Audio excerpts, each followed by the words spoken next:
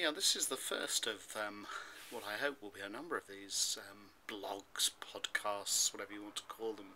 I've been admiring the work of the ones that are downloadable on iTunes from people like Ricky Gervais and Stephen Fry and all those people who are so good at talking without any notes, straight to the recording.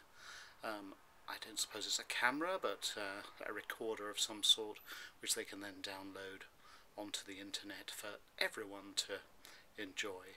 Well, I've been thinking about doing this for some while, and my first trial this morning when I loaded up the camera, and in terms of its battery, anyway, it doesn't need loading up. It's one of these hard disk thingies that all I have to do is hold it in front of me and record myself. Well, I tried it out, and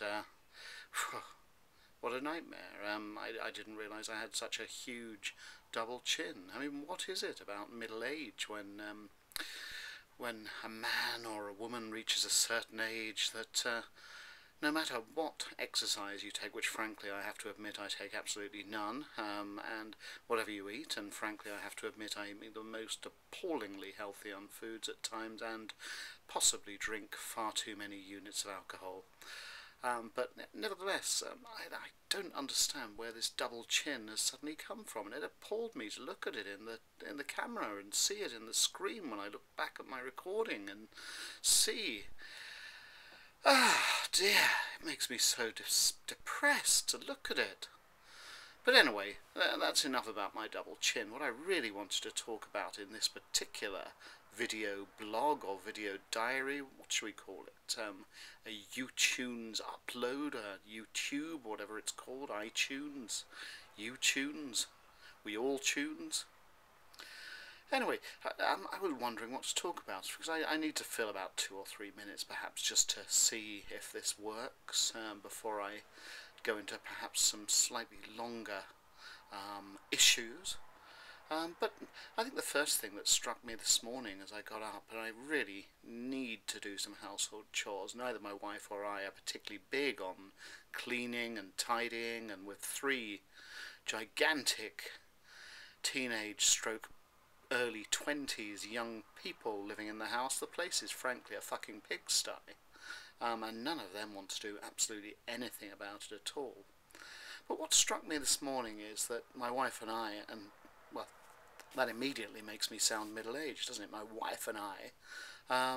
Don't see why it should, because you can get married quite young, but my wife and I sounds like a middle-aged statement. But we've got a room in the loft, which to some extent is great, because it insulates us from the rest of the family. Means that they can carry on doing whatever depraved and degenerate things that people of that age do, and we can frankly just go to bed at 10 o'clock, read our books, and be asleep by 10:30. God, how dull is that? But that's the way of life, I suppose, at the moment. Just conscious of my double chin, so perhaps I ought to slightly hold it like this and pose in this rather macho way. Yeah, I was looking at doing some tidying this morning and household chores because my wife's at work, and God, the place is covered in dust. Where does dust come from? I just don't understand it. You can go round and use one of these Pledge wet wipe things all round your surfaces, and you know, a few days later the place is fucking coated in dust, and I just don't understand where it comes from. They do say that a certain percentage of dust is human skin, but quite frankly I can't see how, even in a family of 5, we can shed that much skin, and how does it coat the surfaces? So I got very frustrated with this, and I went round with a duster and took all the things off the bedside cabinets and the chests of drawers and the dressing table and dusted it down, and I expect I'll go to bed tonight and the bloody place will be covered in dust again. Likewise, the bathroom floor, likewise I should say, not likewise, there's no such word as likewise, the bathroom floor. Ah, God, the place is coated in dust. There's big bits of dust, little bits of dust. You must think I live in a pigsty, which frankly I do, but it's not that bad really.